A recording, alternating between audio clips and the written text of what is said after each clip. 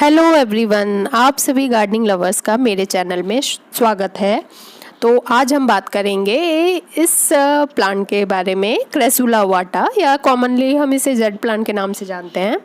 इसे lucky plant या money plant भी कहा जाता है।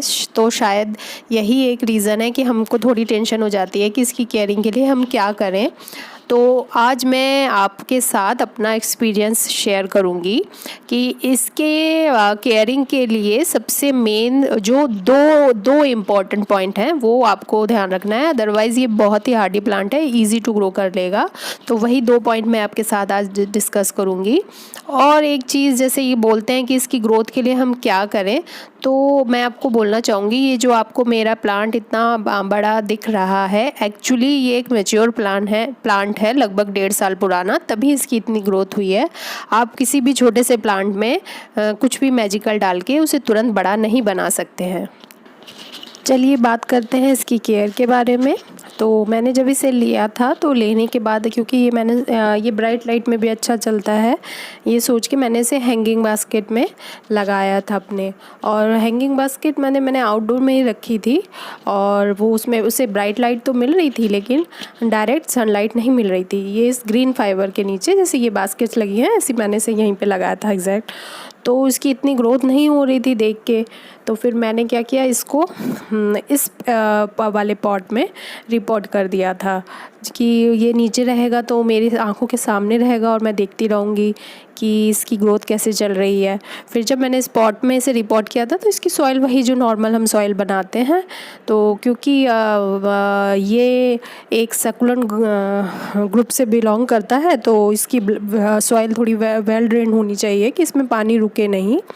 तो अगर आपके पास सैंड नहीं हो तो इसका मतलब ये नहीं है कि आपके यहाँ सकुलेंट रुकेगा नहीं, बस आप पानी अच्छे से दीजिए और इसका जो ड्रेनेज सिस्टम है वो प्रॉपर रखिए। नीचे बहुत सारे होल्स हों और नीचे बहुत सारे पेबल्स दे दीजिए कि पानी रुके ना, निकल जाए। तो अब सॉइल के बाद बात करते हैं इसमें वाटरिंग की, क्योंकि जैसे मैंने बोला कि ये सकुलेंट ग्रुप से बिलोंग करता है तो इसकी लीफ थोड़ी फ्लैशी हैं, और तो इसमें ओवर वाटरिंग बिल्कुल भी ना करें। हाँ, जैसे कभी कभार हर किसी से होता है कि थोड़ा बहुत ज़्यादा पानी कभी कभी हो जाता है, लेकिन रेगुलर बेसिस पे अवॉइड करना चाहिए कि ये गीले में ही रहा। कभी गीला रह गया या कभी कभार हल्का सूखा रह गया तो वो तो प्लांट इतना तो होता है कि वो झेल लेते हैं ये प्लांट्स। लेकिन हाँ, रेगुलर बेसिस पे ये एकदम इस तरह से रखिए कि इसकी जो जड़ें हैं उस वहाँ ज़्यादा पानी ना रुके। अब बात करते हैं इसके सनलाइट कंडीशन की। देखिए मैंने इसे यहाँ पे इस रैक पे रखा हुआ है। ये पुरानी एक शू रैक है जिसे मैं ये इन दोनों प्लांटर को रखने के यूज़ में लेती हूँ। तो यहाँ पे ये जो रैक है मेरी ग्रीन शेड के नीचे ही रखी है, लेकिन शाम के टाइम की 4 से 6 बजे, अभी जैसे 4:15 बज रहे हैं, उस समय की हल्की धूप आती है। बाकी दिन के टाइम में इनमें धूप नहीं आती है। तो आप इस प्लांट को उस जगह पे प्लेस कीजिए जहाँ पे इसे सुबह या शाम की 2-3 घंटे की धूप जो है ज़रूर मिले। हाँ, लेकिन पूरी सनलाइट में भी नहीं रखिए, तब भी ये पौधा अच्छा नहीं चलेगा। लेकिन विदाउट सनलाइट में भी, क्योंकि ये मेरा पर्सनल एक्सपीरियंस है, मैंने ब्राइट लाइट में रखा था फिर भी इतना अच्छा नहीं चल रहा था। लेकिन जैसे इसे 2-3 घंटे की धूप मिलने लगी तो इसने बहुत अच्छी ग्रोथ दिखाई। तो मेरे एक्सपीरियंस से जेड प्लांट के लिए जो सबसे मेन 2 पॉइंट है इसकी केयरिंग के, एक तो है पानी आप बहुत कंट्रोल से दीजिए, और सेकंड इसकी सनलाइट एक्सपोजर एकदम ध्यान रखिए। अब बात करते हैं इसका फर्टिलाइजेशन के बारे में। तो इसको एज सच कोई इतना ज़्यादा फर्टिलाइज़र की ज़रूरत नहीं होती है, क्योंकि मैंने जब ये रिपोर्ट किया था लास्ट फेब में, तभी इसे थोड़ा सा वर्मी कंपोस्ट दिया था, और उससे लेके ये अब तक देखिए बहुत अच्छे से चल रहा है। ना ही इसकी लीफ ड्रॉप हुई, ना ही इसकी लीफ येलो हुई इतने दिनों से।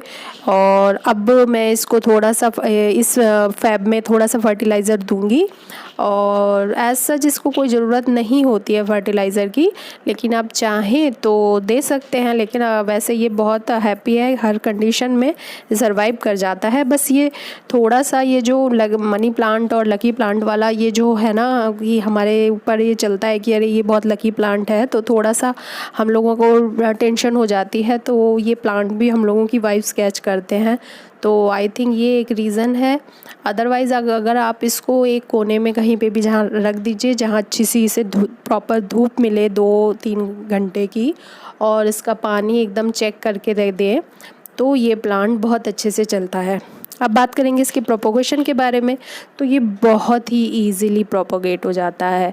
आप इसकी कोई भी छोटी से छोटी जो कटिंग आप इजीली इसे ग्रो कर सकते हैं। तो छोटी सी एक कटिंग लीजिए और ग्रो कर दीजिए, कभी ये एकदम बहुत अच्छे से ग्रो हो जाता है। मैं तो ऐसे ही लगाती रहती हूँ, कहीं भी किसी भी पुराने पॉट में या कहीं पे भी। ऐसे सच कोई कटिंग के लिए सॉइल मीडिया स्पेशल नहीं बनाती हूँ।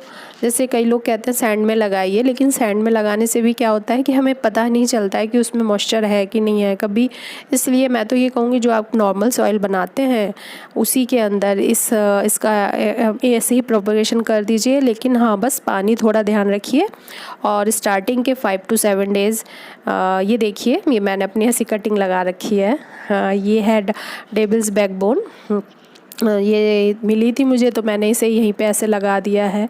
और ये क्रोटन की लीफ जो गिर गई थी सूख के, वो फिर भी मैंने इसे यहाँ पे लगा दिया कि देखते हैं क्या होता है इसमें। और ये ऐसी मैं कटिंग लगाती रहती हूँ आसपास में, जो इसी चलती रहती है।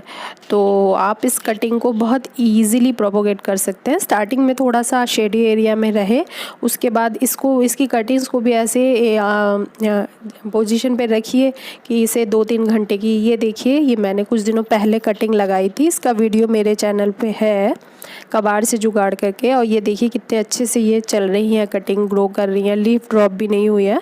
आप देख रहे हैं इसकी सॉइल आज सूखी हुई है, तो आज मैं इसमें पानी दूंगी। बस आप पानी का ध्यान दीजिए जेट प्लांट के लिए। और इसको ऐसी जगह पर ज़रूर रखिए जहाँ पे इसे थोड़ी सी धूप मिले। अगर आप अंदर भी रख रहे हैं इंडोर भी, तो आप दिन के टाइम पे या सुबह या शाम के टाइम पे 2 घंटे के लिए बाहर रखिए करिए और फिर अंदर रख लिया कीजिए, तो ये बहुत अच्छे से चल जाएगा। ये प्लांट बहुत ही इजी टू ग्रो और बहुत ही हार्डी प्लांट है, क्योंकि ये स्टार्टिंग में जो थोड़ा सा ग्रो नहीं कर रहा था, उस समय भी मैंने ये देखा था इसने अपनी लीफ ड्रॉप कर दी थी, लेकिन ये था मतलब चल रहा था उस समय भी। तो ये गर्मी और ठंडी का सीज़न, तो ये शेड के नीचे क्योंकि रखा है तो अच्छे से चल जाता है। लेकिन हाँ, बारिश के टाइम पे भी आप अपने प्लांट को ऐसी जगह पे रखिए जहाँ पे इसे तेज बारिश है, डायरेक्ट बारिश इसके ऊपर ना गिरे, तो ये बारिश में भी अच्छे से चलता है। मैं बारिश में भी जैसे इस तरह के जो प्लांट होते हैं सकुलेंट, वो इस तरह शेड के नीचे रख देती हूँ। तो और उस समय मैं पानी, लेकिन बारिश का पानी ही कलेक्ट करके इनमें देती हूँ। और थोड़ी बहुत, जैसे ये आउटडोर में रखे रहते हैं ये प्लांट्स, तो मिस्टिंग टाइप की तो होती रहती है इन प्लांट्स में। तो आप इस तरह से ये सभी सीज़न में बहुत आराम से चलता है। तो हाँ, विंटर में थोड़ा सा मतलब इसकी ग्रोथ इतनी ज़्यादा नहीं होती है, लेकिन हाँ, जैसे ये फेब स्टार्ट हुआ तो देखिए बहुत अच्छी ग्रोथ इसकी शुरू हो जाती है। अब बात करते हैं इसके में पेस्ट अटैक की। तो मेरे इस प्लांट में तो अभी तक कुछ इस तरह का अटैक नहीं हुआ है, लेकिन फिर भी अगर आप आसपास अगर आपका कोई प्लांट इन्फेक्टेड हो, तो इन्फेक्शन पे भी डिपेंड करता है कि इसका ट्रीटमेंट किस तरह से करना है। कुछ लीफ सकिंग की जैसे कीड़े भी होते हैं, वो भी लग सकते हैं, या फंगल अटैक, या फिर एफिड्स वगैरह। तो उसके लिए सबसे बेस्ट वही है नीम ऑयल और लिक्विड सोप का स्प्रे आप इस पर कीजिए प्रॉपरली। तो यही कुछ पॉइंट्स हैं जो इस मतलब जेट प्लांट की केयर के लिए इम्पोर्टेंट हैं। तो आपको अगर मेरी ये वीडियो अच्छी लगी तो प्लीज़ मेरे चैनल को लाइक और सब्सक्राइब कीजिए, और मेरी वीडियो को लास्ट तक देखने के लिए thank you so much. Happy gardening to all.